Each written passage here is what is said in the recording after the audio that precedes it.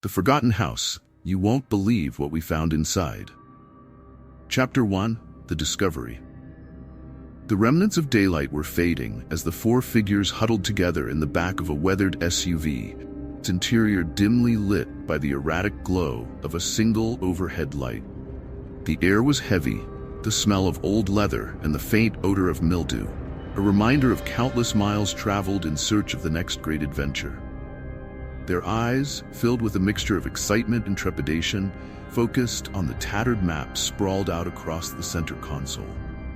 At the forefront of this expedition was Ethan, a man in his early 30s with an air of quiet authority. His reputation as the leader of urban exploration groups was well earned. Ethan's sharp eyes and methodical nature were complemented by his calm demeanor, traits that had often steered his team through various abandoned locales with a steady hand. Beside him sat Lydia, the historian, her wiry frame leaning over the map with a scholarly intensity. Her penchant for piecing together the past had been the driving force behind their current venture. Lydia's fascination with forgotten histories and old tales made her the perfect companion for such a grimly alluring journey. Across from Lydia was Jake, the skeptic, whose disinterest was evident in the languid way he draped himself across the seat. A practical man, Jake often challenged the more fanciful aspects of their explorations with a healthy dose of cynicism. His doubts and dismissive attitude towards anything supernatural frequently provided a counterbalance to the group's more imaginative pursuits. The final member of their party was Eliza, the thrill seeker. Eliza's eyes sparkled with an almost childlike enthusiasm, her spirit unrestrained by the chilling tales or the eerie atmospheres they often encountered. She was the one who drove the group to the edge of their comfort zone, pushing for that extra thrill, final moment of adrenaline. The conversation was punctuated by snippets of history and speculation as Lydia spoke of the house they were about to explore. "They say it's been abandoned for over 50 years, she said, voice tinged with excitement. "It's in the middle of nowhere, surrounded by dense forest. Not on any of the modern maps, which makes it all the more intriguing." Jake smirked, skepticism evident. "And the stories? Ghosts, hauntings, curses, they're probably just stories made up to scare off the curious. I'm sure we'll find nothing more than a pile of rotting wood and a few raccoons." Eliza leaned forward, her eyes wide with anticipation. "That's what makes it so exciting, though. The mystery of it all. What if there's something more, something we haven't even thought of?" As the vehicle rumbled down the narrow, overgrown path leading to their destination, the landscape seemed to shift around them. Trees closed in, their gnarled branches like skeletal fingers reaching out to block the waning light. Sky was a bruised purple, heavy with the promise of impending darkness. The house, as Lydia had described it, was not far now. The moment they stepped out of the SUV, an uneasy quiet enveloped them. The wind whispered through the trees, carrying with it a chill that seemed to seep into their bones. Ethan took the lead, his flashlight cutting through the encroaching darkness as they approached the structure. The house loomed ahead, a shadowy silhouette against the dimming sky. It was as if they had stumbled into a forgotten fragment of time. The house stood isolated, its crumbling facade barely visible beneath the cloak of overgrown vegetation. The once grand porch sagged under the weight of decades of neglect, and the windows, darkened and broken, were like empty eyes staring into nothingness. As they moved closer, group could not shake the feeling of being watched. Shadows flickered at the edges of their vision, and the temperature seemed to drop several degrees. Each of them had their own interpretation of these sensations. All were unsettled. Lydia paused to take in the surroundings. "There's something unsettling about this place," she murmured, more to herself than to anyone in particular. Her eyes lingered on the twisted vines that clung to the exterior, as if the house itself was trying to pull them in. Jake, attempting to lighten the mood, scoffed. "It's just a house. No need to get all melodramatic about it. Let's get inside and see if there's anything worth our time." Eliza's enthusiasm was palpable. "Can't wait to explore. This place is perfect for a good scare. It's exactly what we were looking for." They entered through the front door, which creaked ominously as they pushed it open. The interior was cloaked in shadow, the only illumination coming from the harsh beam of their flashlights. Dust motes danced in the air, disturbed by their entrance. The musty smell of decay and age hung heavy, and every step they took stirred up a cloud of ancient grime. As they wandered through the rooms, each more dilapidated than the last, the strange occurrences continued. Bold spots seemed to appear out of nowhere, causing shivers to run down their spines. The wind howled through broken windows, creating eerie, whispering sounds that seemed to call out to them. Shadows shifted and danced just beyond their line of sight, and every now and then, a soft creak echoed through the empty halls. Despite their best efforts to rationalize these phenomena, the feeling of being watched never left. Lydia's unease grew, but her curiosity drove her onward. Jake's skepticism remained, though his face showed a hint of unease. Eliza's excitement was tempered by a growing sense of apprehension. Ethan, ever the leader, tried to maintain control, though even he could not entirely shake the unsettling atmosphere. As they continued their exploration, the house seemed to respond to their presence.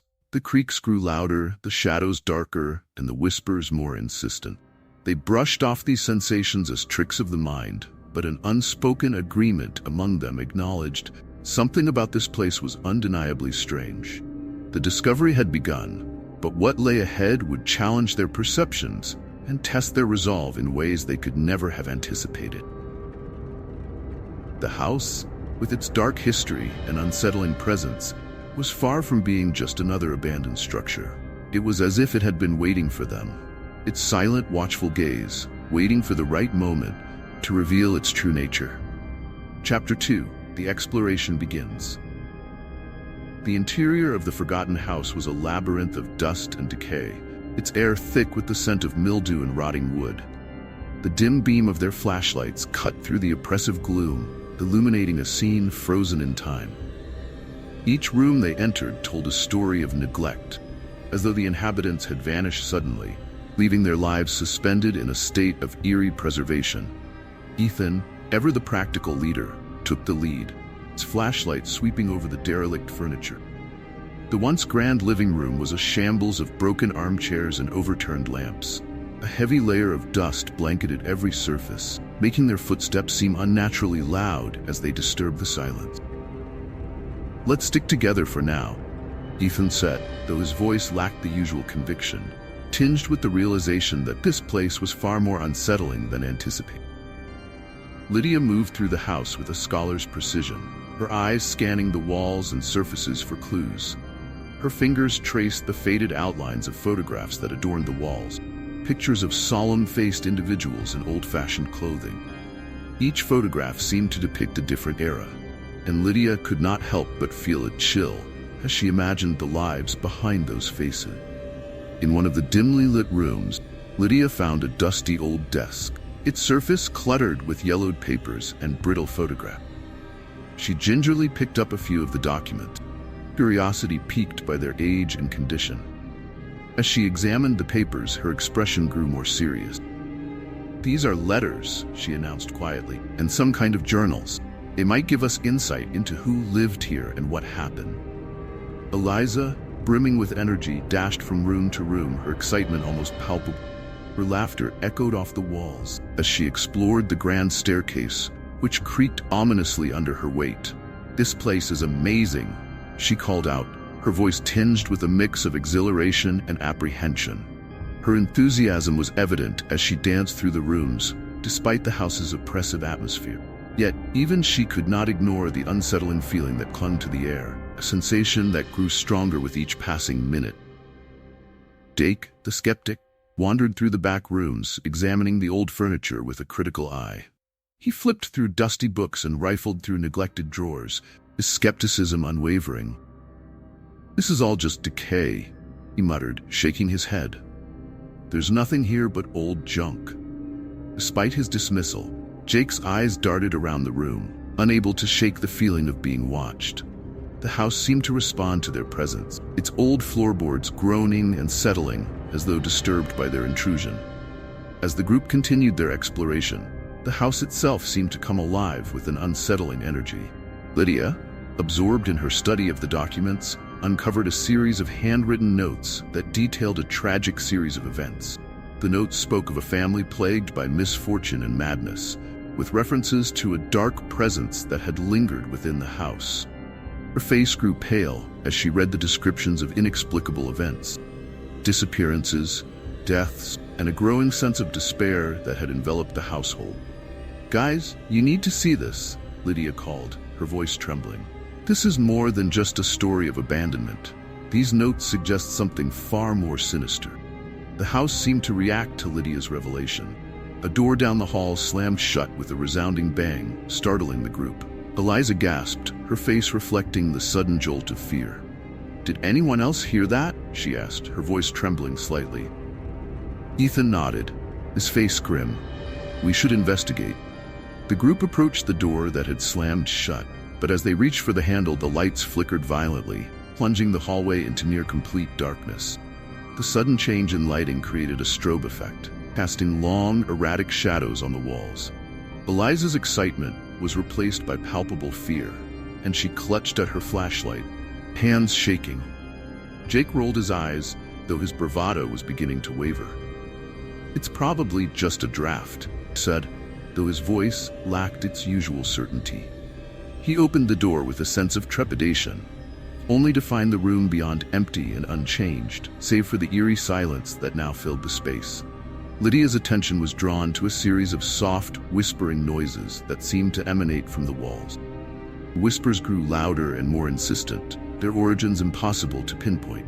Each member of the group felt the sensation of being observed, the atmosphere growing increasingly heavy with an unspoken dread. Despite their efforts to dismiss the unsettling phenomena as mere coincidences, the feeling of dread was undeniable. As they moved through the house, they encountered more peculiar occurrences. An old rocking chair that began to sway gently on its own, a mirror that seemed to fog up with invisible breath, and distant echoes of footsteps that seemed to follow their every move. The exploration had begun, and though they had yet to uncover the house's deepest secrets, each member of the group felt the growing weight of the place's presence. It was as if the house was not merely a structure, but a living entity, observing and reacting to their every action. The mysteries of the house were beginning to unfold, and with each passing moment, the sense of unease deepened. The explorers were no longer just intruders in a forgotten building. They were entangled in a web of ancient sorrow and hidden terror, and the house itself seemed to revel in their discomfort. Chapter 3: Unearthing the Past. The murky light of the dying day barely penetrated the house's oppressive interior. Shadows seemed to cling to every corner, and the heavy air felt suffused with an unspoken menace. Lydia's discovery of old letters and newspaper clippings had intensified the atmosphere, casting an even darker hue over their already unsettling exploration. In the study, Lydia huddled over a cluttered desk, her hands trembling as she carefully sifted through brittle papers and yellowed clippings. The desk had once been a place of scholarly pursuit, its surface now buried under the weight of forgotten lives. The letters, penned in a spidery, almost illegible script, revealed a disturbing tale of a family in torment. The papers spoke of the Whitmore family, who had occupied the house decades ago. The first letters were filled with mundane concerns about household chores and local gossip. But as Lydia delved deeper, the tone shifted dramatically. Correspondence took on a darker tone, hinting at mounting fear and distress. The last few letters were fragmented and almost hysterical, their content suggesting a family slowly unraveling under the strain of inexplicable events. Newspaper clippings found in a dusty trunk detailed a series of tragic events. The headlines spoke of disappearances, mysterious deaths, and mental instability that plagued the Whitmore family. "Local family vanishes without a trace," one article read. "Man found dead under mysterious circumstances," another. The reports painted a picture of a household besieged by something beyond their understanding, their lives overtaken by an unknown malevolence. Lydia's face was ashen as she absorbed the gravity of the document. She called the others to her side, her voice trembling with a mixture of dread and fascination. "These documents, they reveal a history of profound suffering. The family was haunted by something, and their plight ended in tragedy." The atmosphere in the house grew heavier as Lydia shared her findings. The weight of the Whitmore family's sorrow seemed to seep into the very walls of the house, intensifying the already eerie atmosphere. The explorers continued their investigation, though the sense of foreboding seemed to grow stronger with each passing moment. In the dim glow of their flashlights, the group began to experience more intense supernatural occurrences. The temperature plummeted suddenly in certain rooms, and cold drafts seemed to emerge from nowhere. Creaking of the house, once a mere nuisance, now seemed to carry an almost rhythmic cadence, as if something unseen was moving within the walls. As they explored further, the group encountered more disturbing phenomena. In one room, the air grew thick with a palpable sense of dread. Objects began to move on their own. Chairs scraped across the floor, and a door slammed shut with a force that rattled the house. Shadows seemed to twist and writhe, forming grotesque shapes that flickered at the edge of their vision. Eliza, who had been the most enthusiastic about the exploration, was visibly shaken by these new developments. Her earlier excitement had evaporated, replaced by a growing fear. "This place is really starting to get to me," she admitted, her voice quivering.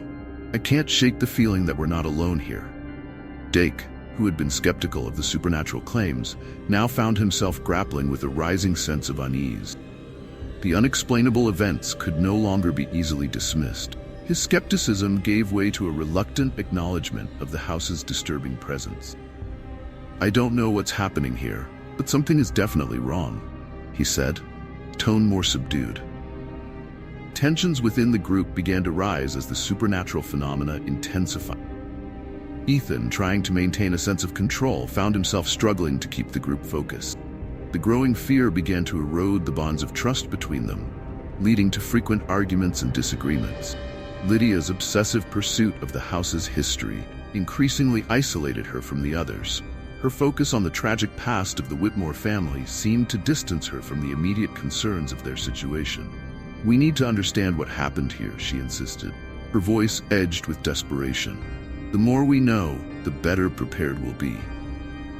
Eliza, on the other hand, felt her earlier bravado fading. She began to withdraw from the group, her fear manifesting in a growing silence.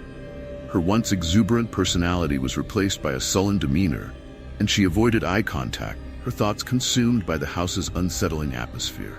Jake's frustration boiled over as the group's fear and paranoia intensified. His skepticism turned into open hostility, and he began to clash with Lydia over the validity of the supernatural claims. "This is ridiculous," he snapped. "We're letting our imaginations run wild. There's no ghost here, just a lot of old furniture and creaky floorboards." Ethan, caught in the middle, tried to mediate the conflicts while grappling with his own growing sense of unease. The house seemed to thrive on their discord, its malevolent presence feeding off their fear and mistrust. "We need to stay focused," Ethan said, his voice strained. "Let's try to stay calm and work together. We can't let this place tear us apart." Despite Ethan's efforts, the strain on their relationships was evident. The once cohesive team was fracturing under the weight of their fear, and the house seemed to revel in their growing discord. The sense of unity that had initially brought them together was now overshadowed by the growing suspicion and paranoia. As the night wore on, the house seemed to respond to their disarray with increased intensity. The apparitions grew more distinct, their forms appearing as fleeting glimpses in the corners of their vision. Poltergeist activity escalated, with objects crashing to the floor and windows shattering without warning. The house's oppressive presence was unmistakable, and the explorers found themselves trapped in a nightmarish cycle of fear and conflict. The house had succeeded in its silent, sinister way in driving a wedge between the explorers. The growing tension and supernatural occurrences were creating a rift that threatened to tear the group apart. As the night progressed, it became clear that the house was not merely a passive observer, but an active participant in the unfolding drama, feeding off the discord it had helped create. With each passing hour, the explorers were drawn deeper into the house's malevolent grip. Their relationships strained to breaking point. The past of the Whitmore family, once a distant historical curiosity, now seemed to intertwine with their own struggles, shaping their experiences in ways they could barely comprehend. The exploration had revealed the house's tragic history and its unsettling presence, but it had also exposed the vulnerabilities and fears of those who dared to confront its secrets. The house was far from abandoned. It was alive with a dark energy that seemed to feed on their fear and discord.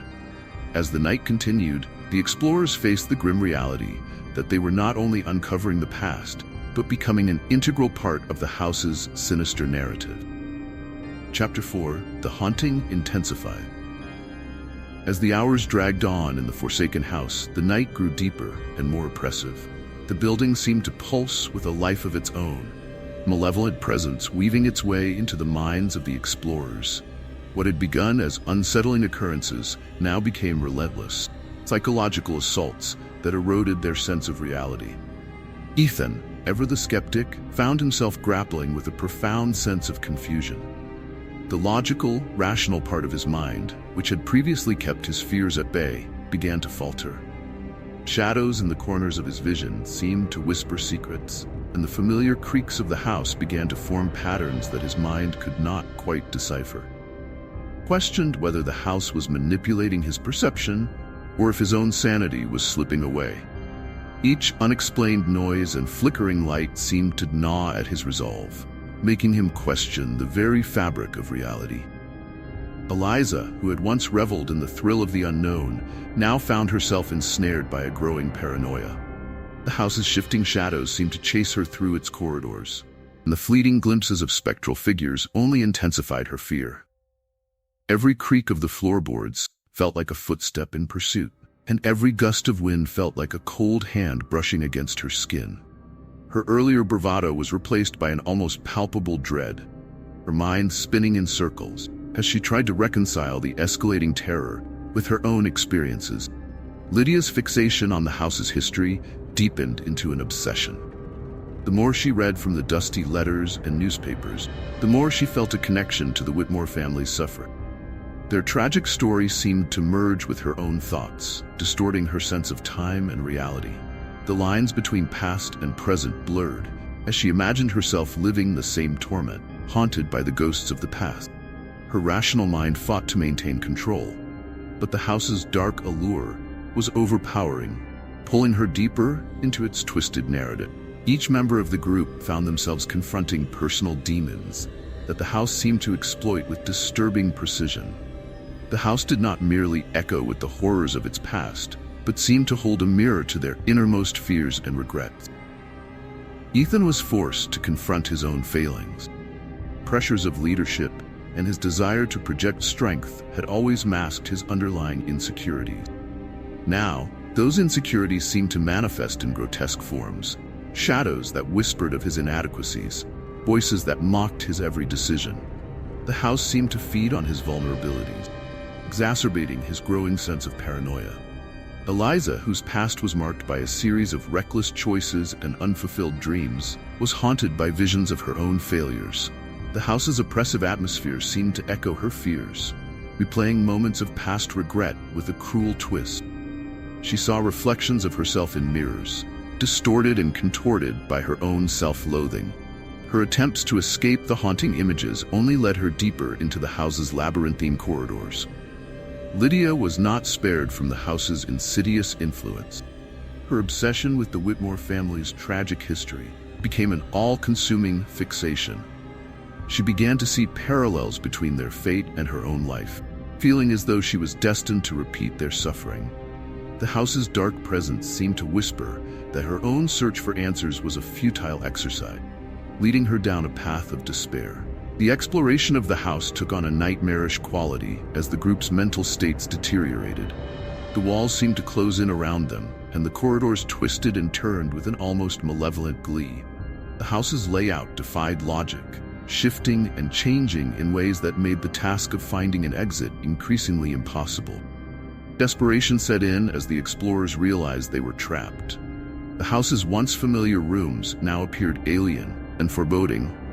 The doors they had previously passed through seemed to lead nowhere, and the windows were obscured by layers of grime, offering no hint of the outside world. The house seemed to taunt them with its ever-shifting layout, corridors stretching endlessly and its rooms rearranging themselves as if to mock their attempts at escape. The group's attempts to leave only led them further into disorientation. They retraced their steps in vain, the once clear paths now convoluted and unfamiliar. Each turn seemed to lead them back to where they had started, and the oppressive atmosphere made it feel as though the house was actively resisting their efforts to escape. Lydia's voice trembled as she called out to the others, "We need to stick together. Can't afford to get separated." The group's fear reached a fever pitch. Eliza's earlier bravery was replaced by frantic cries, her eyes darting around as she stumbled through the darkened halls. "This isn't real, it can't be real," he shouted, her voice echoing in the oppressive silence. Ethan tried to maintain a semblance of order, but his attempts to assert control only seemed to exacerbate the group's fear. His authoritative tone was undermined by his own growing sense of panic. "We need to stay calm," he urged, though his voice wavered with uncertainty. "We'll find a way out. We have to." The house seemed to revel in their turmoil, its dark presence looming over them as they struggled to navigate its labyrinth. The once innocuous creaks and groans of the building had become an almost sentient force, amplifying their fears and playing on their deepest anxieties. In their quest for an escape, the explorers found themselves ensnared in the house's malevolent grip. The boundaries between reality and nightmare blurred, and the house seemed to feed on their fear, growing ever more sinister as they desperately sought a way out. The night wore on, and the explorers' plight became a harrowing struggle against a house that was not merely a structure, but a living entity, its dark influence growing ever more pervasive. As the hours ticked by, the explorers faced the grim realization that the house was not just a physical trap, but a psychological tormentor. Their attempts to escape were futile, and their growing sense of despair became intertwined with the house's own sinister presence. The haunting had intensified, leaving the group in a desperate struggle against both the house and their own unraveling sanity. Chapter 5: The Truth Unveiled. The house seemed to breathe around them, its dark, oppressive aura pressing in from every corner. The explorers were driven to the brink of despair, their previous resolve shattered by the relentless psychological assault. They wandered through the corridors like lost souls, their minds fraying under the weight of the house's unrelenting terror. It was Lydia who, in her feverish obsession with the past, stumbled upon a revelation that would alter their understanding of the house forever. In a dimly lit corner of the basement, beneath layers of dust and cobwebs, Lydia discovered a hidden door. The door was partially obscured by a rotting curtain, almost as if the house itself had tried to conceal it. With trembling hands, Lydia pried the door open, revealing a narrow staircase that descended into darkness. The others gathered around, their curiosity momentarily overcoming their fear. The descent was steep and treacherous, the air growing colder with each step. At the bottom, they found a hidden room bathed in an eerie glow from an unknown source. The room was filled with old furniture covered in sheets, their outlines barely visible in the dim light. But it was the journals, meticulously arranged on a wooden table, that caught Lydia's eye. With great care, Lydia opened one of the journals. The pages were filled with elegant, looping script, detailing the daily life of the Whitmore family.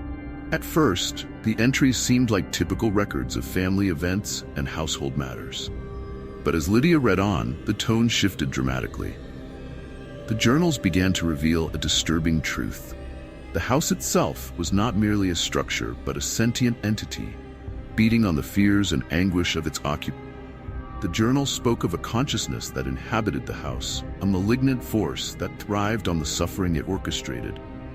The house was described as a living organism, capable of manipulating its environment and the minds of those within its walls.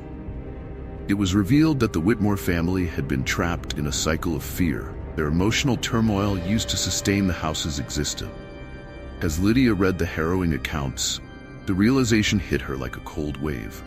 The house wasn't just haunted, it was alive, and it was actively manipulating them. The chilling truth was that their very presence had been the fuel for its sinister power.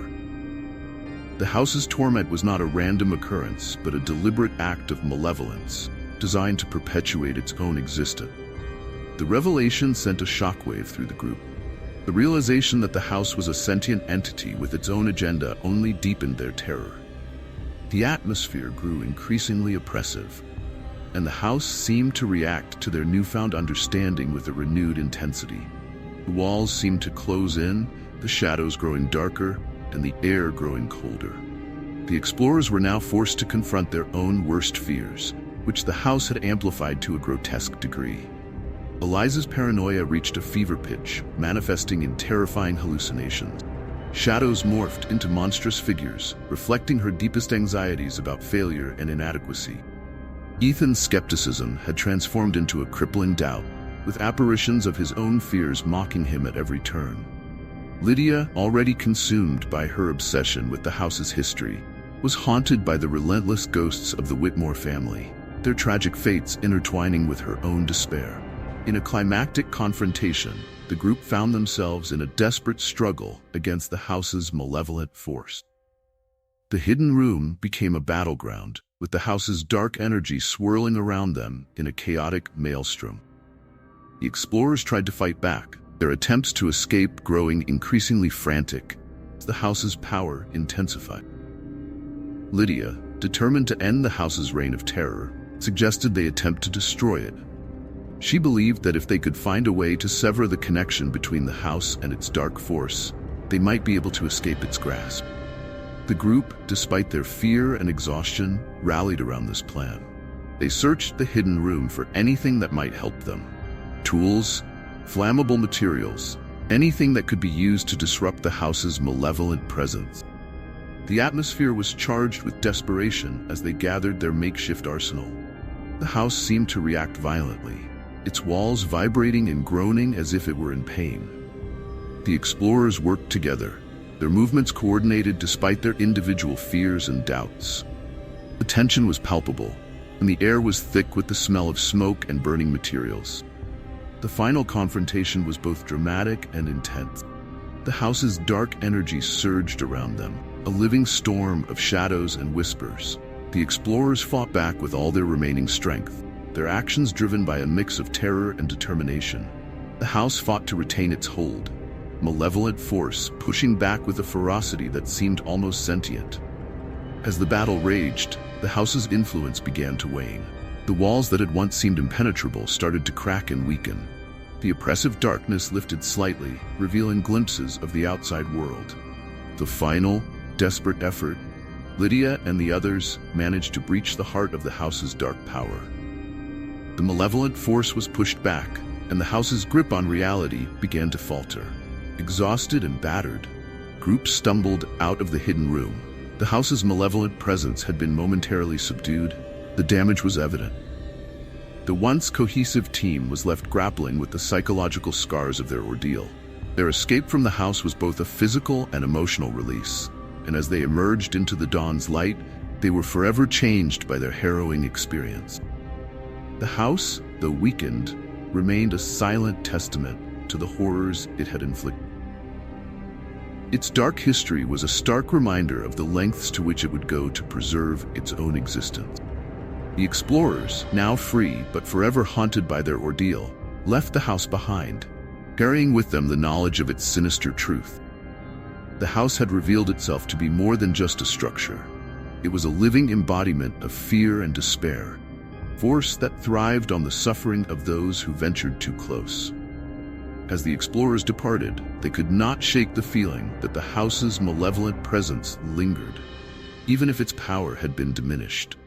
The truth they had uncovered was both a liberation and a curse, a dark secret that would haunt their memories and shape their lives in ways they could not yet fully understand. The house's legacy was a reminder of the thin boundary between reality and nightmare, and the devastating impact that fear and despair could have on the human psyche. Chapter 6: The Aftermath. The morning sun cast a golden hue over the countryside as the survivors emerged from the house, their faces drawn and their steps heavy. The oppressive darkness that had clung to them in the house seemed to lift slightly with the first rays of dawn, but the emotional weight of their ordeal remained. The house loomed behind them, a grotesque silhouette against the brightening sky, its once menacing presence now a mere shadow of the terror it had inflicted. Lydia, the last to leave, paused for a moment to glance back at the house. Its windows, once so full of malevolent intent, now stared back emptily, as if the very soul of the place had retreated into its decaying walls. She felt an unsettling mixture of relief and dread, knowing that their escape had come at a great cost. Each member of the group carried the marks of their experience, some visible like the bruises and cuts, but others far more insidious. Ethan, the skeptic, had been left with a profound sense of disorientation. His once rational mind now struggled to distinguish between the horrors he had witnessed and the remnants of his former skepticism. His disbelief had been shattered, replaced by an unsettling awareness of the thin line between reality and the unknown. He often found himself lost in thought, the echoes of the house's whispers lingering in his mind. Eliza, the thrill-seeker, had been profoundly affected by the house's psychological torment. Her bravado had been replaced by a deep-seated paranoia. The shadows that had once excited her now seemed to lurk in every corner of her world, and she struggled with a constant sense of being watched. Her adventures had always been driven by a thirst for adrenaline, but now she faced a more personal, internal struggle, a battle against her own fears. Lydia, the historian, was perhaps the most profoundly altered. Her obsession with the house's past had merged with her own personal demons, creating a tumultuous storm of guilt and regret. Tragic stories she had uncovered had intertwined with her own fears, leaving her haunted by the spectral figures she had read about. The house had become a dark mirror, reflecting not just the Whitmore family's sorrow, but her own vulnerabilities and unresolved issues. As they gathered together in a small, nondescript diner on the outskirts of town, the survivors spoke little. The weight of their shared experience was too great for casual conversation. They had left the house behind, but its influence lingered, an unseen specter that continued to shape their thoughts and feelings. In their somber reflections, they began to understand a crucial truth. The house had not been merely a physical place, but a manifestation of their own inner fears. It had fed on their insecurities, amplifying their vulnerabilities and reflecting them back with cruel clarity. The house's true power had come not from its physical presence, but from its ability to exploit and magnify their deepest anxiety. Lydia found herself revisiting the house's history, not as an academic pursuit, but as a personal reckoning. She grappled with the realization that the house had mirrored her own unresolved fears and regrets. The journals she had read, filled with the tragedies of the Whitmore family, had served as a dark reflection of her own psychological landscape. The historian's quest for understanding had led her to confront her own inner demons. Ethan, in his moments of solitude, began to piece together the implications of their ordeal. The skepticism he had once clung to was replaced by a deeper awareness of the human psyche's susceptibility to fear. He understood now that the house had exploited not just their belief in the supernatural, but their very human frailties. Eliza, despite her attempts to regain a sense of normalcy, found herself constantly on edge. The house's influence had seeped into her every waking moment, making her question her own reality. She struggled to reconcile her love for thrill-seeking with the overwhelming terror she had experienced. Her journey was no longer just about chasing excitement, but about confronting her own fears head-on. As the days turned into weeks, the survivors tried to return to their lives, but the scars of their ordeal were not easily forgotten. They each grappled with their experiences in different ways, trying to make sense of the house's dark legacy and its impact on their lives. The house had left an indelible mark on them, a reminder of the delicate balance between reality and fear. The epilogue of their story was a chilling reminder that the house's cycle of terror was far from over. As the survivors distanced themselves from the site, a new group of explorers, unaware of the horror of the horrors that had unfolded before them, approached the house with eager anticipation. The house, abandoned once more, stood in silent waiting, its dark presence ready to ensnare new victims. The cycle of fear and despair was poised to begin anew, a grim testament to the house's enduring malevolence. In their final moments, the survivors reflected on the house's legacy and its true nature. The house had been more than a mere structure. It was a reflection of their own fears, a mirror that had revealed the darkest corners of their souls.